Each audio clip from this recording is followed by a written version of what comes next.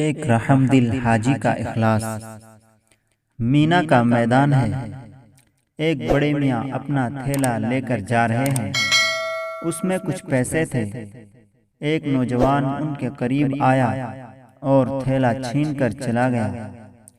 اس بڑے میاں کا سارا زاد سفر اسی تھیلے میں تھا۔ انہوں نے صبر کر لیا۔ وہ نوجوان جب کچھ آگے گیا تو اس کا سر چکرایا اور آنکھوں کے سامنے اندھیرا چھا گیا۔ اس نے رونا شروع کر دیا۔ لوگوں نے پوچھا، کیوں رو رہے ہو؟ کہنے لگا، میں نے ایک بوڑھے کا تھیلا چھینا ہے۔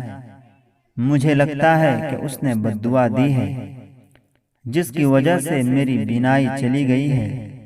مجھے ان کے پاس لے جاؤ تاکہ میں ان سے معافی مانگ لوں۔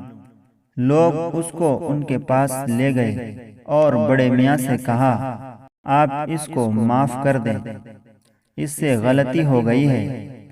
اب یہ رو رہا ہے اور آپ کی بددعا سے تو اس کی بینائی چلی گئی ہے۔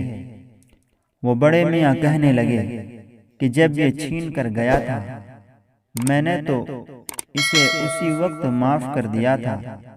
لوگ بڑے حیران ہو گئے اور کہنے لگے، بڑے میاں، یہ آپ کا تھیلا چھین کر گیا تھا اور آپ کہتے ہیں کہ میں نے اسی وقت معاف کر دیا تھا۔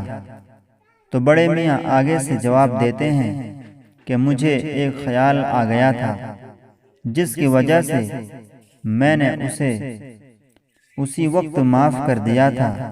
انہوں نے پوچھا کہ بڑے میاں کیا خیال آیا تھا؟ بڑے میاں نے جواب دیا، میں نے علماء سے سنا ہے کہ آپ صلی اللہ علیہ وسلم نے ارشاد فرمایا کہ قیامت کے دن میری امت کا حساب و کتاب ہوگا۔ میں وہاں موجود ہوں گا۔ جب تک آخری امتی کا حساب نہیں ہوگا میں اس وقت تک جنت میں نہیں جاؤں گا۔ میرے ذہن میں یہ خیال آیا کہ یہ میرا تھیلا لے کر بھاگا ہے۔ اگر میں نے معاف نہ کیا تو قیامت کے دن یہ مقدمہ عدالت میں پیش ہوگا۔ جتنی دیر اس مقدمے کے فیصلے میں لگے گی میری وجہ سے میرے آقا صلی اللہ علیہ وسلم کو جنت میں جانے میں اتنی ہی دیر ہو جائے گی۔